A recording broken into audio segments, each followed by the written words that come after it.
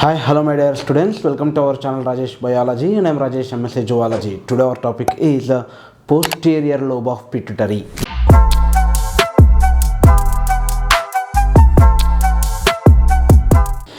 Posterior lobe అంటే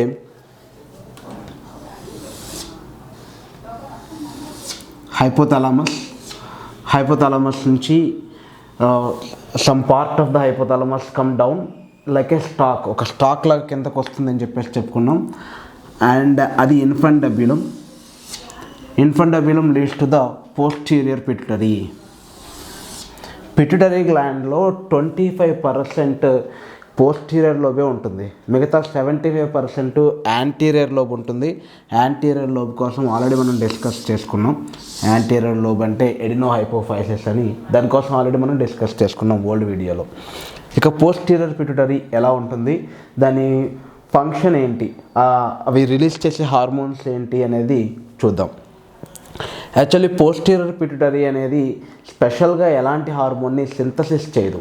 already synthesis అయిన హార్మోన్స్ని ఇది స్టోర్ చేస్తుంది, స్టోరేజ్ సెక్రేషన్ అనమాట. ఇక్కడ హైపోథాలమస్ సింథసిస్ చేస్తుంది. Here there is some special secretary cells, వీటిని న్యూక్లియై అని చెప్పేసి అంటాం. ఈ న్యూక్లియై అనే సెల్స్ వాటి హార్మోన్స్ని సింథసిస్ చేసి అవి వీటి యాక్సాన్స్ ద్వారా పోస్టీరియర్ లోబ్ ఆఫ్ పిట్యూటరీకి సెండ్ చేస్తాయి. ఈ యాక్సాన్ ఎండింగ్స్ని ఏమంటామంటే హెర్రింగ్ బాడీస్ అంటాం. These are what herring bodies. ఈ హెర్రింగ్ బాడీస్లోకి కలెక్ట్ అవుతాయి, ఇది రిలీజ్ చేసే హార్మోన్స్ ఈ హెర్రింగ్ బాడీస్లో కలెక్ట్ అయ్యి అక్కడ స్టోర్ అయి ఉంటాయి. అండ్ ఎప్పుడైతే వాటి యొక్క అవసరం ఉంటుందో సెంట్రల్ నర్వస్ సిస్టమ్ నుంచి లేదంటే బాడీలో ఉండే రిసెప్టార్స్ నుంచి ఏదైనా ఒక ఇన్ఫర్మేషన్ కానీ రిసీవ్ చేసుకున్నట్లయితే అప్పుడు ఇక్కడి నుంచి అవి రిలీజ్ అవుతాయి. ఏంటా హార్మోన్స్ అంటే posterior lobe of pituitary releases 2 hormones, 2 types of అనట్లేదు నేను ఇక్కడ హైపోథాలమస్ రిలీజ్ చేసే హార్మోన్స్ 2 టైప్స్. రిలీజింగ్ హార్మోన్ ఒక టైపు, ఇన్హిబిటింగ్ హార్మోన్ ఒక type. Thyroid stimulating hormone releasing hormone, thyrotropin releasing hormone, thyrotropin inhibiting hormone, adrenocorticotropin releasing hormone, corticotropin inhibiting hormone. అలా 2 types ఉండేది hypothalamus. ఇక్కడ 2 types కాదు, 2 hormones.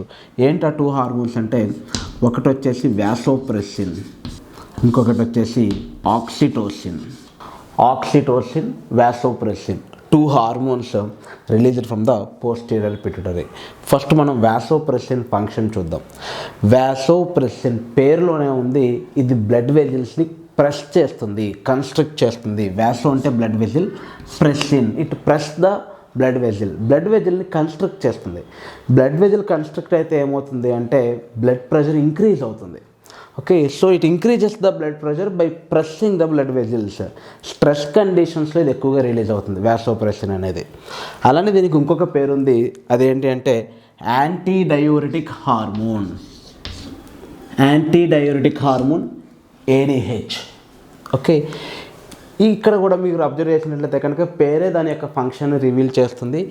Anti, it is antagonistic, it is against to what, diuretic. Diuresis అంటే ఏంటంటే excess amount of volume ఉన్నట్లయితే కనుక urine volume కానీ normal కన్నా ఎక్కువగా ఉంటే దాన్ని డయూరిసిస్ అని చెప్పేసి చెప్తాం. ఎక్కువ అమౌంట్ ఆఫ్ యూరియన్ రిలీజ్ చేస్తూ ఉంటే, ఎక్కువ అమౌంట్ ఆఫ్ యూరిన్ రిలీజ్ చేస్తుంటే దాన్ని డయూరిసిస్ అంటాం. దానికి అగైనెస్ట్గా వర్క్ చేస్తుంది ఈ హార్మోన్. కాబట్టి ఇది యాంటీ డయూరిటిక్ హార్మోన్. ఎలా వర్క్ చేస్తుంది, ఫర్ ఎగ్జాంపుల్ మన బాడీలో మనం ఒకవేళ ఏదైనా ఒక సమ్మర్లో ఒక డెజర్ట్కి వెళ్ళి వాటర్ బాటిల్ కూడా మర్చిపోయి వెళ్ళి అక్కడ తిరుగుతున్నాం అనుకుందాం. మన బాడీలో ఉండే వాటర్ అంతా కూడా ఎవాపరేషన్ రూపంలో స్వెట్ ద్వారా బయటకు వచ్చేస్తూ ఉంటుంది. లోపల వాటర్ కాన్సన్ట్రేషన్ తగ్గిపోతూ ఉంటుంది, ఆస్మోటిక్ కాన్సన్ట్రేషన్ ఇంక్రీజ్ అయిపోతూ ఉంటుంది.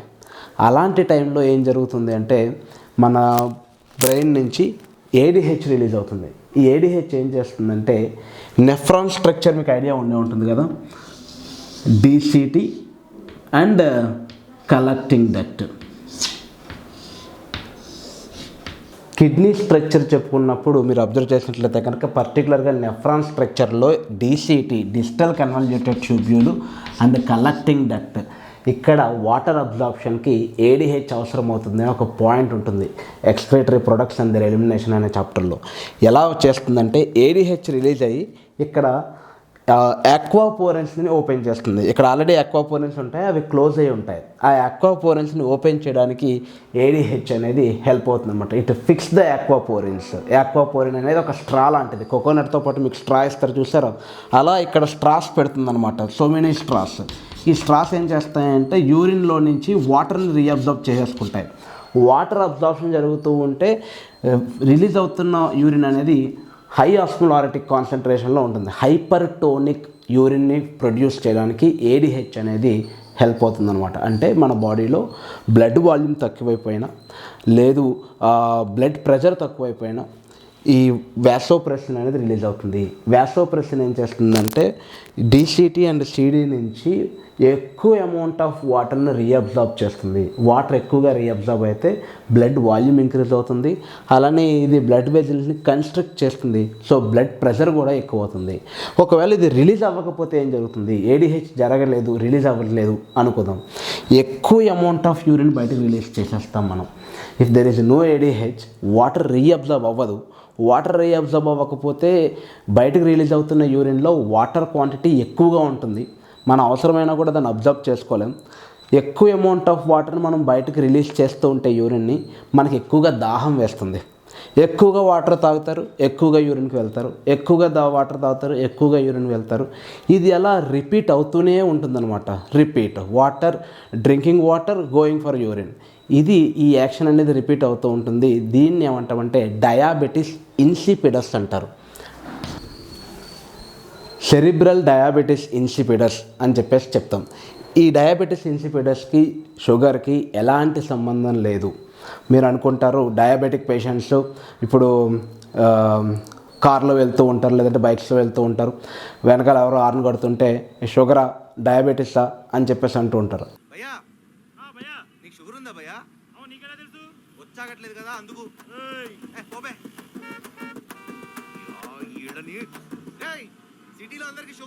ఆ డయాబెటిస్ వేరు, ఈ డయాబెటిస్ వేరు. ఈ కండిషన్లో వీళ్ళకి షుగర్ ఉండదు, అంటే బ్లడ్ షుగర్ ఎక్కువగా ఏమి ఉండదు.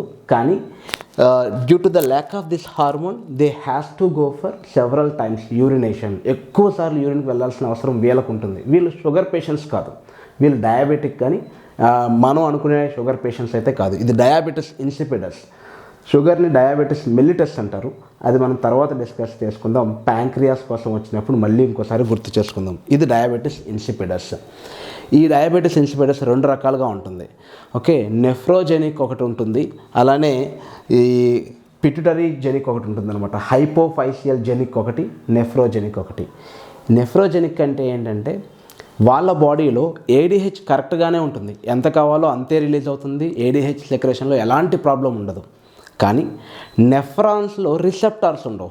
నెఫ్రాన్కి రిసెప్టార్ ఉండదు అనమాట. ఏడిహెచ్ వస్తుంది బట్ ఇది రెస్పాండ్ అవ్వలేదు. దీన్ని నెఫ్రోజెనిక్ డయాబెటీస్ అని చెప్పేసి చెప్తాం. అదంతా కూడా హయ్యర్ స్టడీస్లో వస్తుంది, మనకి ఇంటర్మీడియట్ లెవెల్లో అంత అవసరం లేదు. So clear about the vasopressin. Now come to the second hormone, oxytocin. దీన్నే బాండింగ్ హార్మోన్ అని లేదా లవ్ హార్మోన్ అని అంటాం. ఆక్సిటోసిన్ అనే హార్మోన్ ఎందుకు బాండింగ్ హార్మోన్ అంటారంటే ఇది ఎమోషన్స్ని కూడా కంట్రోల్ చేస్తూ ఉంటుంది. ఎక్కువగా ఫిమేల్స్లో ఎమోషనల్ బ్యాలెన్స్ని ఇది రెగ్యులేట్ చేస్తుంటుంది. ఈ ఎమోషనల్ బ్యాలెన్స్ ఎవరెవరికి మధ్య అంటే ఏదర్ వైఫ్ అండ్ హస్బెండ్, వాళ్ళిద్దరి మధ్యలో ఉండే బైండింగ్కి, బాండింగ్కి ఆక్సిటోసిన్ రీజన్. అండ్ మెయిన్గా మదర్ అండ్ చైల్డ్, వీళ్ళ బాండింగ్ ఆక్సిటోసిన్ వల్ల ఇంకా ఎక్కువగా బలపడుతుంది అనమాట. అంటే మదర్కి చైల్డ్కి అంబులికల్ కార్డ్ మాత్రమే, అంటే ఒక ఫిజికల్ అటాచ్మెంట్ మాత్రమే కాదు, ఆక్సిటోసిన్ అనే ఒక కెమికల్ అటాచ్మెంట్ కూడా ఉంటుంది. అది ఆక్సిటోసిన్. ఎందుకు ఈ ఆక్సిటోసిన్ ఎందుకు అంత ఇంపార్టెన్స్ అంటే ఫస్ట్ ఆఫ్ ఆల్ దీని ఫంక్షన్ వచ్చేసి ఇది స్మూత్ మజిల్స్ మీద వర్క్ అవుతుంది. స్మూత్ మజిల్స్ మెయిన్గా ఎక్కడ ఉంటాయంటే కనుక ఫిమేల్స్లో అబ్జర్వ్ చేస్తే ఎక్కువగా యూటరస్లో ఉండే మజిల్ స్మూత్ మజిల్. బర్త్కి, చైల్డ్ బర్త్కి ఆక్సిటోసిన్ చాలా ఇంపార్టెంట్. ఎవరైనా యాక్చువల్లీ ఇది ఒక క్వశ్చన్ ఉంది ప్రీవియస్గా, ఒక నీట్ ఎగ్జామినేషన్ క్వశ్చన్ కూడా. ఏంటి అంటే 9 months ప్రెగ్నెన్సీ కంప్లీట్ అయింది, గెస్టేషన్ కంప్లీట్ అయింది. డెలివరీ టైంలో ఒకవేళ మదర్కి కానీ పీరియడ్ లేబర్ పెయిన్స్ కానీ రానట్లయితే కనుక, ఓకే, డెలివరీ టైంలో if mother don't get any labour pains, doctor gives an injection. ఆ ఇంజెక్షన్లో ఏముంటుంది అనేది క్వశ్చన్, లాస్ట్ టైం అడిగిన క్వశ్చన్. ఆ ఇంజెక్షన్ ఏంటంటే ఆక్సిటోసిన్. డాక్టర్స్ ఆక్సిటోసిన్ అనేది ఇంజెక్ట్ చేస్తారు. ఒకవేళ జనరల్గా పిట్యూటరీ కానీ రిలీజ్ చేస్తుంది, ఒకవేళ అది కానీ రిలీజ్ చేయలేకపోయినట్లయితే కనుక అప్పుడు డాక్టర్సే ఇంజెక్ట్ చేస్తారు ఆక్సిటోసిన్ని. ఆ ఆక్సిటోసిన్ ఏం చేస్తుందంటే యుటరైన్ కంట్రాక్షన్స్ని స్టార్ట్ చేస్తుంది, ఇనీషియేట్ చేస్తుంది, లేబర్ పెయిన్స్ని ఇనీషియేట్ చేస్తుంది. కాబట్టి దీన్ని బర్త్ హార్మోన్ అంటాం, బర్త్ హార్మోన్.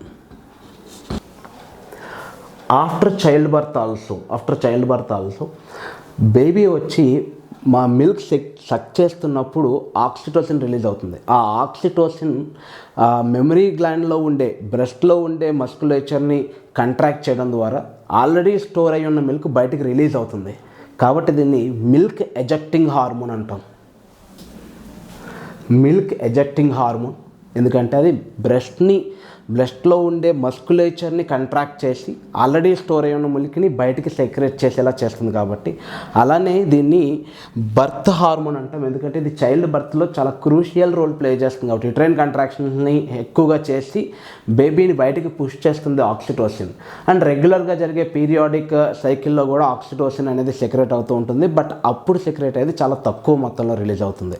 అలానే కాయిటస్ టైంలో when both male and female are in copulation, వాళ్ళ కాయిటస్ టైంలో అక్కడ రిలీజ్ అవుతున్న సెమెన్ని, వెజైనల్ రిలీజ్ అవుతున్న సెమెన్ని ఫాలోపియన్ ట్యూబ్ దాకా పంపించడం కోసం ఆక్సిటోసిన్ హెల్ప్ అవుతుంది. ఈ ఆక్సిటోసిన్ ఎప్పుడు రిలీజ్ అవుతుందంటే ఫిమేల్ ఎప్పుడైతే ఎమోషనల్గా యాక్టివ్ అవుతారో, ఎప్పుడైతే ఒక లవ్ టచ్ అనేది ఉంటుందో అప్పుడు రిలీజ్ అయ్యే హార్మోన్ ఆక్సిటోసిన్.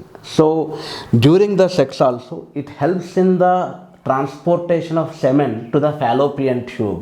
ఆ సెమెన్ని ఫాలోపియన్ ట్యూబ్ దాకా పంపించడానికి ఆక్సిటోసిన్ హెల్ప్ అవుతుంది. ఆక్సిటోసిన్ ఏమో వచ్చి సెమెన్ని పట్టుకుని రా అని చెప్పి తీసుకెళ్ళదు, but it contracts that uterus వాల్ని ఎక్కువగా కంట్రాక్ట్ చేయడం ద్వారా యుటరస్ వాల్ ఏం చేస్తుందంటే దాన్ని డైరెక్ట్ చేస్తుంది అనమాట. అది ఎక్కువగా కంట్రాక్ట్ అవుతూ సెమెన్ని టువర్డ్స్ ఫాలోపియన్ ట్యూబ్ కంట్రాక్ట్ అయ్యేలాగా, ట్రాన్స్ఫర్ అయ్యేలాగా కంట్రాక్ట్ అవుతుంది. So oxytocin play very important role in females. In males also it is bonding hormone. In males also its works on muscles, smooth muscles మీద ఎక్కువగా ఇది work చేస్తుంది. అయితే oxytocin అనే hormone ఎక్కువగా ఫిమేల్స్లో రిలీజ్ అవుతూ ఉంటుంది. So these are the 2 hormones release from the posterior pituitary. నిజానికి ఇవి synthesis and secreted by hypothalamus. Confuse అవ్వద్దు సెక్రేషన్ అండ్ రిలీజ్ అనే దానికి. సింథసిస్ చేసిందే బయటికి రిలీజ్ చేస్తుంటే దాన్ని సెక్రేషన్ అంటారు. ఇది synthesis and secretion, okay, like vasopressin and oxytocin and are synthesized and secreted by the hypothalamus. అది హైపోథాలమస్ అనేది సింథసిస్ చేసి సెక్రేట్ చేస్తుంది. సెక్రేట్ చేసింది ఇక్కడికి వచ్చి స్టోర్ అవుతుంది. Stored and released from the posterior pituitary. Posterior pituitary అనేది న్యూరో హైపోఫైసిస్ అని చెప్పి చెప్తాం. దీన్నే పార్స్ నెర్వోజా అని చెప్పేసి చెప్తాం. So I hope it is clear. If there is any doubt, please type your question in the comment box. ఒకవేళ మీకు ఈ వీడియోలో ఎలాంటి డౌట్స్ ఉన్నా, ఫర్దర్గా ఎలాంటి వీడియోస్ కావాలన్నా కూడా మీరు కామెంట్ బాక్స్లో మెన్షన్ చేయండి. నేను ఫర్దర్గా ఆ వీడియోని చేయడానికి ట్రై చేస్తాను. అండ్ ఈ వీడియో కానీ మీకు నచ్చినట్లయితే కనుక వీడియోని తప్పకుండా లైక్ చేయండి, మీ ఫ్రెండ్స్ అందరికీ షేర్ చేయండి, అండ్ మన ఛానల్ని సబ్స్క్రైబ్ చేసుకోండి. Thank you. Have a nice day.